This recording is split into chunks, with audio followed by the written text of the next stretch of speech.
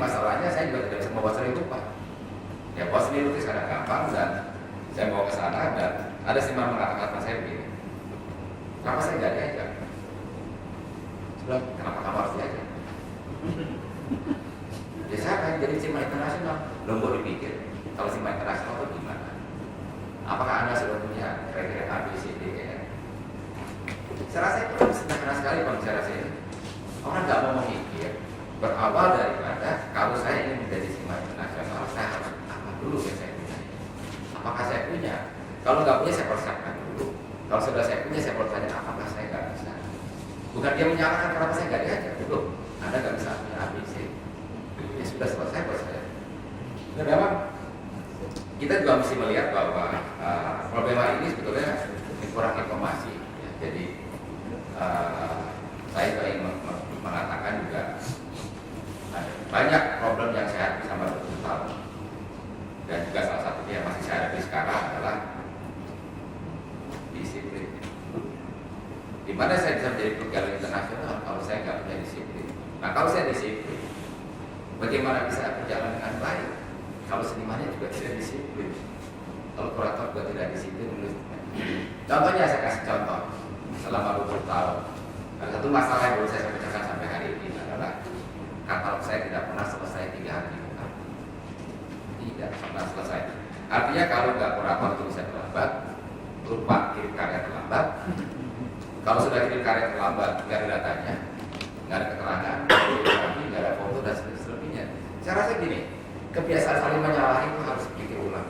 Ini kita merenung bersama bagaimana sih kalau kita ingin membuat sesuatu yang baik di segala elemen penunjang itu memikirkan memperbaiki diri masing-masing. Saya rasa itu akan menjadi lebih baik daripada kita sudah hanya menyalahi setiap orang.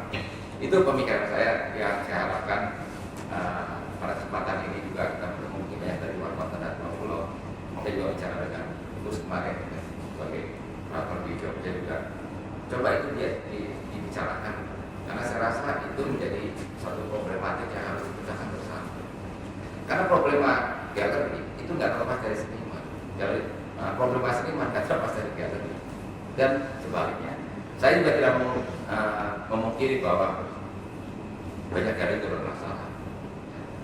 Dan itu juga problem untuk saya. Karena saya juga baru membentuk asosiasi dan di dalam asosiasi sendiri pun banyak sering-sering terjadi percekcokan yang gak ada isinya.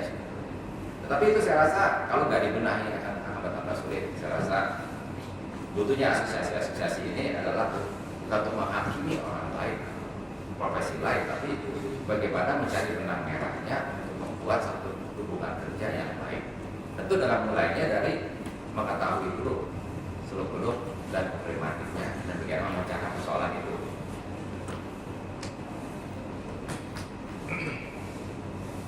Saya rasa kalau kita melihat juga dengan perubahan pada masyarakat kita, artinya terutama di internasional, saya melihat bahwa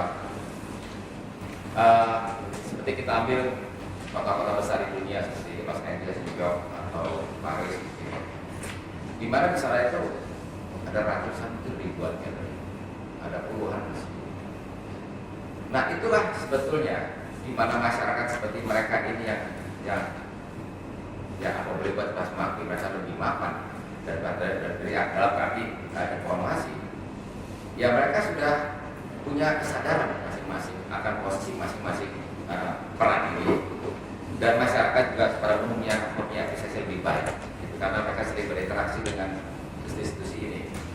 Nah problema yang saya lihat sekarang yang terjadi harus diubah, terutama dalam galeri ini adalah di mana munculnya kolektor itu sebetulnya adalah dari orang-orang yang mempunyai uang, ya, lebih, dan biasanya mereka tidak mau kenal orang, tidak mau nanya orang karena gengsi. Dan ini mereka sering dimanfaatkan oleh gosip-gosip yang tidak bisa dipertanggungjawabkan. Karena basicnya mereka punya barometer sendiri, mungkin barometer sangat sederhana yang tidak ada urusannya atau koneksinya dengan wacana. Jadi dunia wacana sendiri itu di dalam pencinta seni di Indonesia itu nggak hubungannya dengan mereka. Makanya saya sudah bilang sama beberapa kurator dan juga beberapa seniman, ini tugas siapa? Karena nggak ada buku, nggak ada museum, dan nggak ada tugas kita semua kalau kita membangun. Jadi bukan tugas hanya tugas galeri. Jadi itu saya rasa yang penting, yang saya lagi pikirkan formulasinya, bagaimana mahasiswa sosialisasikan hal tersebut. Dan sekarang munculnya balai-balai daerah tadi sebagai informasi aja juga memperkeruh situasi, karena di mata kolektor itu yang ironisnya, kalau seniman belum masuk daerah itu nggak seniman bagus. Padahal kalau kita melihat infrastruktur seni di luar negeri, museum berdiri sendiri, kurator independen juga banyak, sekolah-sekolah banyak profesornya, galeri juga ratusan ribuan, New York ada 1000 galeri. Para kurator, nah saya upayakan supaya mereka mempunyai barometer sendiri. Tapi barometer ini kan tidak hanya melihat pada balai lelang. Sedangkan balai lelang sendiri, saya melihat tambah hari tambah banyak. Ini mau buka lagi 2 balai lelang lagi. Saya rasa itu akan mempersulit semua orang dan hiruk pikuk. Jadi memang itulah dunia hiruk pikuk di Indonesia karena tidak ada hukumnya. Jadi sebetulnya hukum itu yang paling berperan dalam apapun. Karena dalam proses saya sebetulnya bukan pribadi kan, tapi saya sendiri sebetulnya dilematis.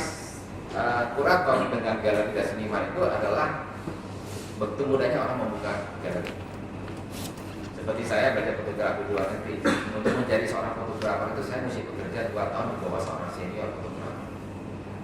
Kalau saya mesti ambil tes itu mengenai hukum, baru saya bisa buka foto studio. Demikian pula dengan arsitek, Anda tidak bisa lulus sekolah menjadi arsitek, tidak bisa.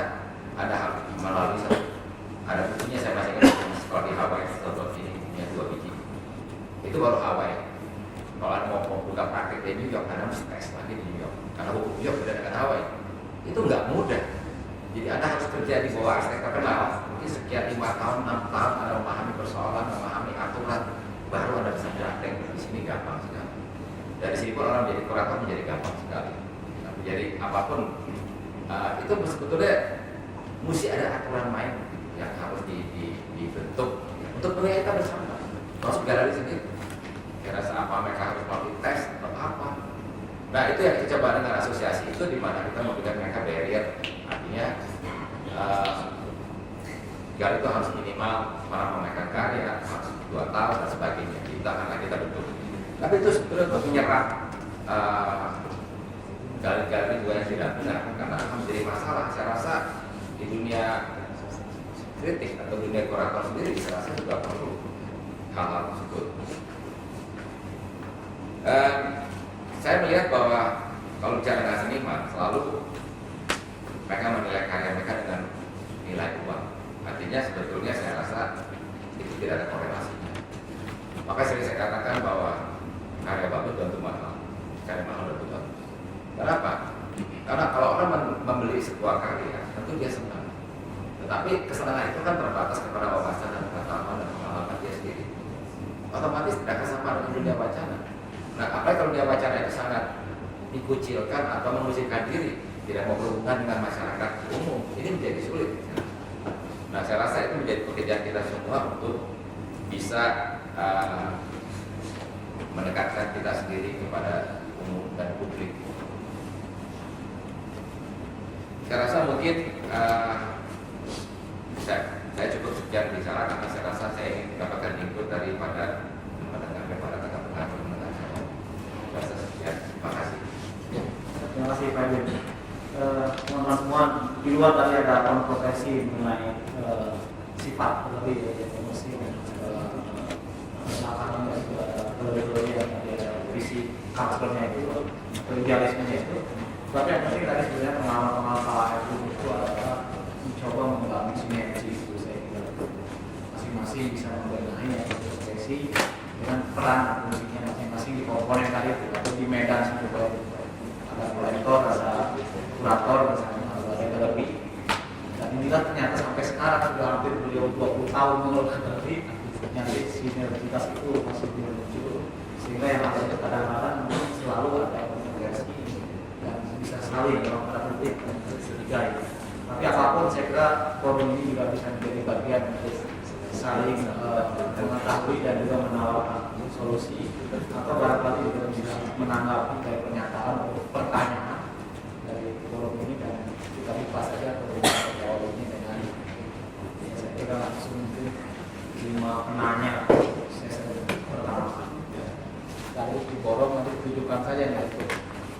pembicaraan atau pertanyaan, tanggapan atau pandangan kepada siapa yang menanggapi statementnya maupun pada wacana yang dibuat.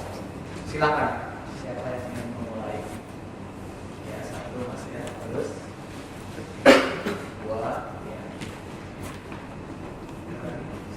Satu lagi barangkali biarkan ya. Tiga. Ada masih mau ditambah dua? Saya buatkan tiga dulu. Oke, tiga dulu ya supaya tidak lupa. Silakan Mas ya. Barangkali karena ini juga pembicaranya baru, bisa memperkenalkan nama dan profesi dan juga dari mana asal. Silakan dari kotak-kotak dulu. Sumatera Barat.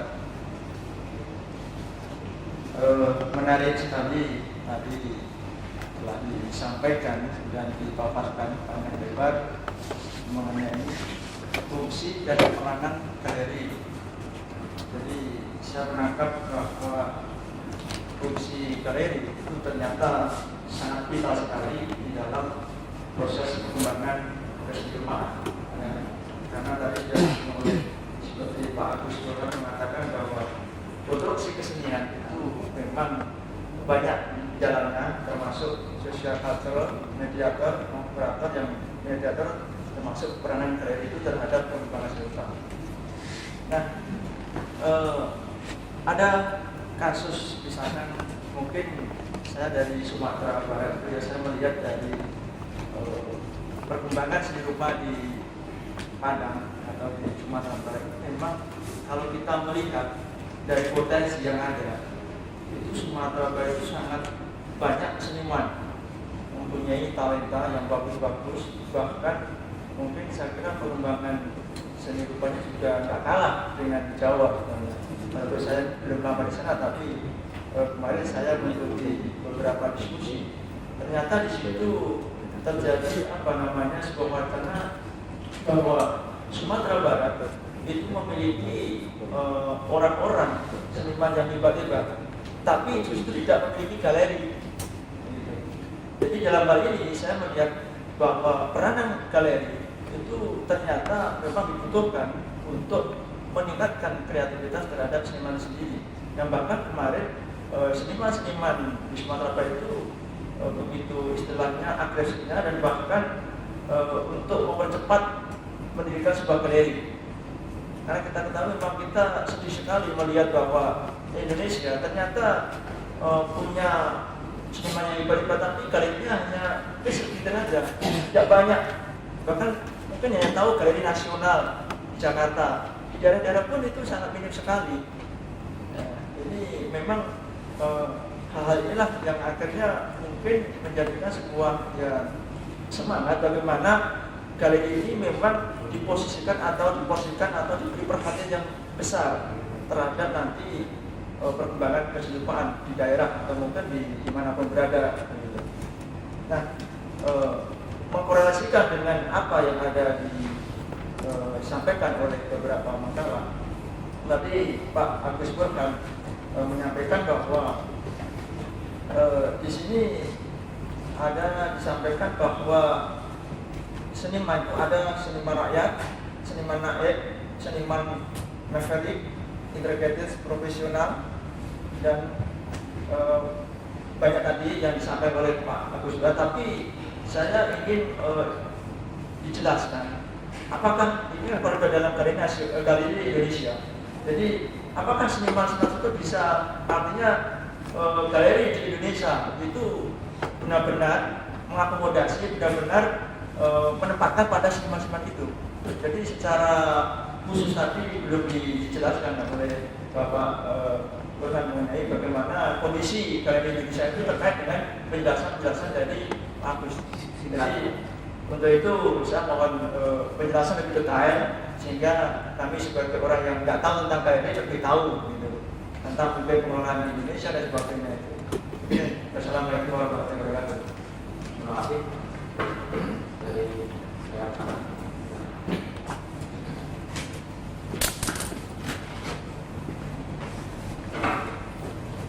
saya. Saya barangkali pertanyaan saya terus ke Mas Agung dan Pak Edwin barangkali. Nama saya Nasir Setiawan dari Universitas Tarumanegara ini dengan apa uraian tadi bahwa setiap galeri mempunyai tujuan, mempunyai visi yang masing-masing barangkali kan berbeda. Kemudian yang saya tanyakan adalah kriteria apa saja yang sehingga suatu karya bisa ditampilkan di galeri Sunario atau di tempat Pak Yakin, karena masing-masing mempunyai ciri khas yang berbeda antara yang di Selasar Sunario dengan Mas Edwin. Dan barangkali Mas Edwin bisa saja menampilkan karya-karya seperti Joko Oke, tapi kayaknya jarang sekali terjadi karena barangkali Mas Edwin juga punya visi yang berbeda. Nah, ini yang saya tanyakan, ciri apa saja yang mungkin bisa ditampilkan di Edwin maupun di Selasar Sunario.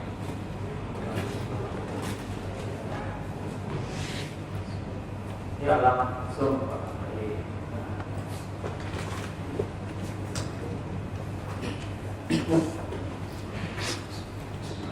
Assalamualaikum warahmatullahi wabarakatuh. Nama saya Waktu dari Ekransi Medan. Terima kasih Pak Moderator. Saya belajar dari masalah sosial budaya bahwa di kata ada 3 komponen yang berkaitan dengan sosial budaya. Telah berkaitan dengan masalah musik dan peran galeri. Saya katakan bahwa ada lembaga budaya dan ada isi budaya dan efek budaya. Dan ini ada lembaga budaya. Ini adalah antara seniman dan galeri atau katakanlah kolektor. Nah kemudian ada isinya karya lukis itu sendiri. Dan efeknya apa yang diharapkan dari adanya hubungan simbiosis mutualisme antara kedua belah pihak, antara seniman dan galeri. Namun lebih jauh lagi, lebih ekstrim lagi, ada katakanlah kolektor atau galeri itu mendekir terhadap si seniman, sehingga si seniman itu rasa idealisme itu hilang. Karena apa? Karena mereka sudah didikte oleh galeri atau katakanlah kolektor bahwa Anda kalau ingin mau maju, kalau ingin laku, Anda harus buat seperti ini gitu. Sehingga kayaknya seniman itu tidak ada atau berkurang rasa idealismenya gitu. Nah itu mungkin ini pengalaman Pak Adin sebagai pengalaman galeri mungkin bisa dikonfirmasikan. Kemudian dari Medan bahwa misalnya ada 3 galeri, ada Simpasri, ada Tong Sampah, ada Angkola itu ya sampai sekarang itu juga kurang berkembang gitu. Karena di Medan sendiri juga untuk masalah ini juga masih relatif vakum gitu, nggak ada kegiatan yang dijawab gitu. Sehingga sampai sekarang pun perkembangan untuk seni juga masih jauh dari harapan kita. Nah, kemudian ada lembaga atau institusi yang katakanlah UNIMED itu juga kurang begitu berperan gitu, karena animo di sana juga kurang terhadap seni. Gitu. Ya, terima kasih. Ya, saya kira dari 3 penanya ini silakan saja pembicara bisa menanggapi poin mana yang diberikan, tapi saya kira kembalikan lagi ke langsung yang pertama Pak Agus Bulan. Terima kasih.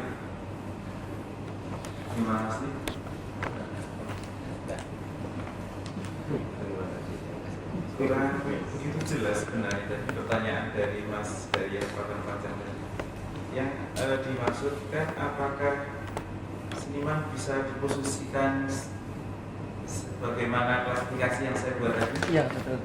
Artinya apakah sudah mengcover semua galeri yang ada di Indonesia ini, peranan dan fungsinya? Bagaimana? Jadi apakah peranan dari fungsi galeri di Indonesia itu memang sudah istilahnya menempatkan pada seniman-seniman itu, misalkan galeri nasional untuk ini dan sebagainya itu. Klasifikasinya itu. Ya. Saya kira memang sulit untuk menjawab secara langsung sebagaimana yang Mas inginkan, dalam arti posisi-posisi yang bisa dimasuki oleh seniman ya, terkait dengan visi galeri yang ada. Oleh karena itu kita kan suka membuat generalisasi itu untuk memudahkan. Ya. Dalam arti begini, kembali lagi dari rekaan yang telah saya sampaikan tadi, rekaan generalisasi dalam arti begini, saudara-saudara sekalian, hadirin sekalian, bahwa setiap ahli atau setiap orang itu saja bisa membuat satu klasifikasi yang berbeda dengan orang lain.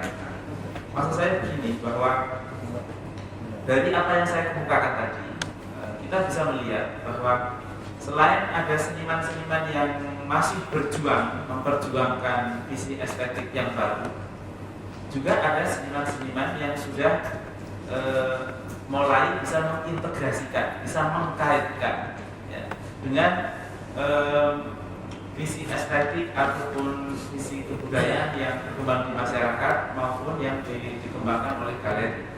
Nah, oleh karena itu dalam hal inilah tentu saja yang tidak tertampung pada galeri-galeri yang diselenggarakan oleh pemerintah sebagai patronnya, sebagaimana di Galeri Nasional ini, ataupun juga tidak bisa ditampung atau diterima rasanya, tidak bisa diterima oleh galeri-galeri swasta, maka akan muncul dengan sendirinya secara alamiah itu galeri-galeri alternatif.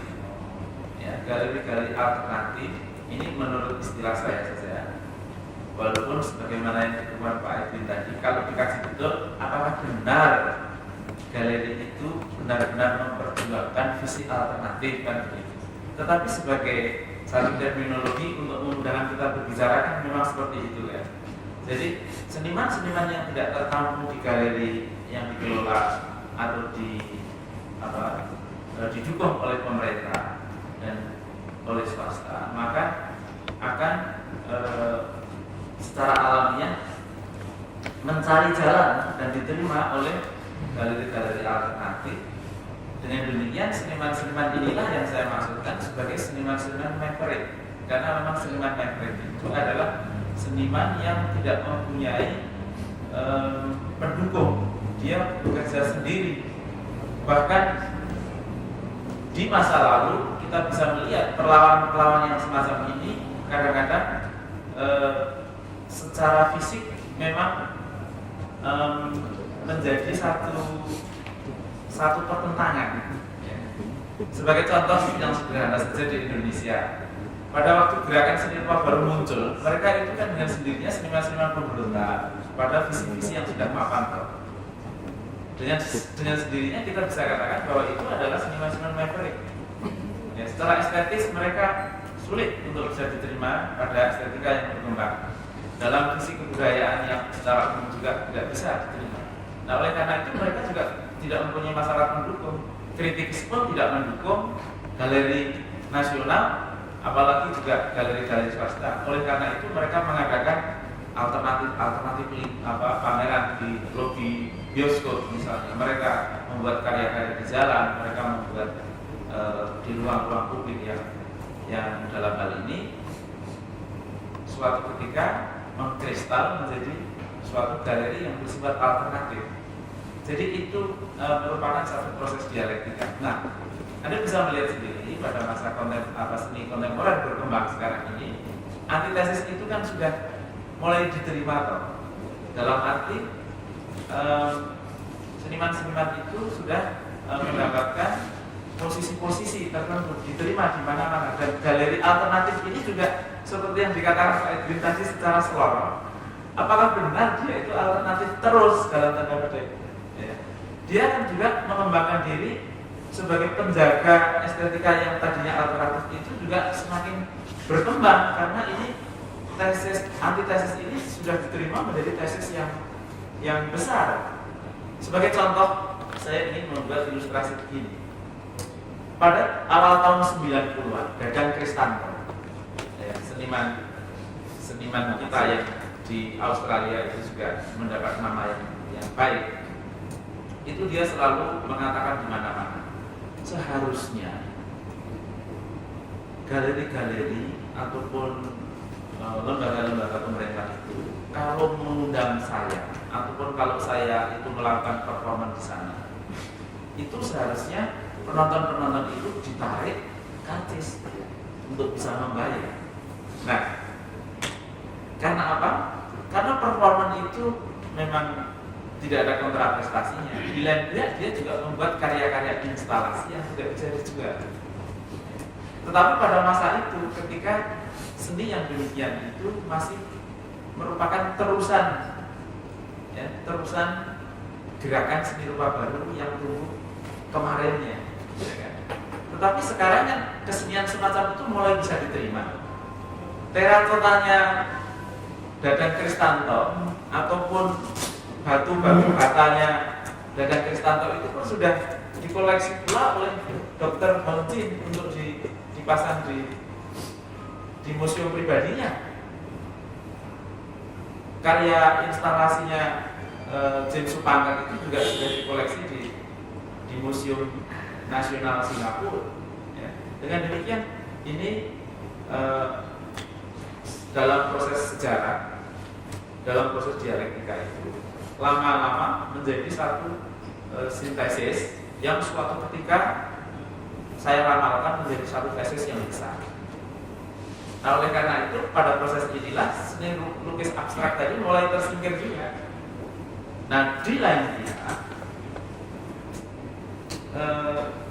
ini saya hanya mengulangi saja jadinya. Di lain pihak seniman-seniman yang mempunyai visi dan estetika yang bisa diterima, tentu saja diterima oleh paradigma estetik yang sedang berkembang, tentu saja bisa masuk pada galeri-galeri swasta ataupun galeri-galeri pemerintah yang dalam hal ini sudah mengembangkan visi yang berkembang dalam tesis besar ini. Saya kira begitu ya, cukup ya. Terima kasih. Memang menghemat waktu terbatas sekali. Saya kira silakan Mas Abdul kalau ada ingin ditanggapi atau ingin dibantu. Saya langsung menjawab pertanyaan Yang ada kaitannya tentang kriteria apa yang harus dipenuhi oleh seorang seniman bisa pameran di Selasa gitu ya. Mungkin saya harus jelaskan juga lebih menurut belakang tentang tentang karakter lembaga ini. Mungkin sebagian masing-masing di sini sudah tahu tentang Selasa. Selasa itu pada awalnya didirikan untuk memamerkan karya Pak Sunario di tahun 1998. Beliau membuka itu untuk memamerkan karya-karyanya dan sebagian kecil koleksi beliau yang sebetulnya karya-karya teman-temannya juga gitu, karya Pada Stan, karya Bumi, karya Pasti Hadi. Dan kemudian sekitar tahun 2000 kemudian diputuskan untuk menjadi tempat publik, jadi itu jadi public space gitu ya. Dan waktu itu kurang lebih visi atau misinya adalah memang ingin mengambil peran gitu ya, atau ingin menyumbangkan sesuatu pada kondisi seni rupa di Bandung yang waktu itu memang tidak ada ruang seni yang cukup representatif untuk publik. Jadi yang saya katakan tadi, kalau misalnya di luar negeri itu di tiap kota itu ada city museum gitu, misalnya Kuboka Museum atau misalnya arkeologi atau dan lain-lain semacam itu. Waktu itu memang saya belum kerja di sana tahun 2000 sampai tahun 2001. Kemudian karena sendiri melihat aktivitas budaya yang pasang surut, kemudian ada beberapa galeri yang di Bandung juga pasang surut gitu, dia memutuskan untuk membukanya menjadi tempat publik. Dan sebagai konsep dari program ini memang tidak terbatas pada